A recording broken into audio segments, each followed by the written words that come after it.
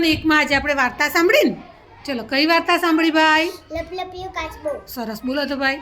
એક તળાવ હતું. તળાવમાં એક કાચબો રહેતો હતો. તે કાચબો એકલો એકલો બોલ્યા પણ કરતો હતો. તેની બોલવાની ટેવ હતી. એક દિવસ માનસરોવરથી બે હંસો આવ્યા અને હંસોની કાચબા સાથે દોસ્તી થઈ ગઈ અને તે ત્યાં જ રહેવા લાગ્યા અને તેને તળાવ ગમી ગયું અને ત્યાં જ રહી ગયા અને તેમને ઉનાળો આવ્યો પછી તેણે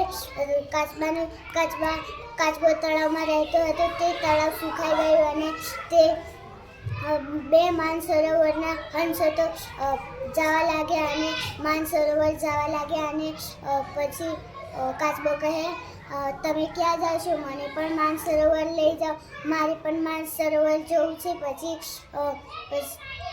તેણે એમ કહીને પછી કાચબો કહે, મને લઈ જાઓ કોઈ ઉપાય કરીને. પછી હંસોએ કહે, અમે કેવી રીતે લઈ જઈએ? પછી હંસોએ એક ઉપાય કર્યો અને તે પાતળી લાકડી લાવ્યા અને બે છેડા પકડીને કાચબાને તેના મોઢા વડેથી લાકડી પકડાવી અને તે ઉડવાની તૈયાર કરવા લાગ્યા. અને તે કાચબાને એ શરત આપી કે કાચબાભાઈ તમે રસ્તા પર બોલતા નહીં તો તમે પડી જશો. પછી તેણે એ શરત આપીને તે ઉડવા લાગ્યા. તે ઉડતા તેણે મોટા મોટા જંગલ જોયા અને મોટી મોટી નદી જોઈ, મોટા મોટા ડુંગર જોયા, મોટા મોટા ઝાડ જોયા.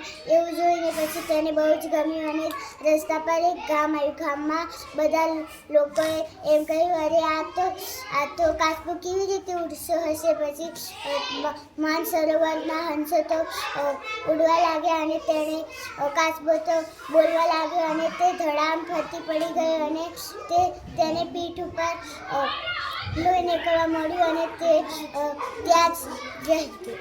વેરી ગુડ ભાઈ.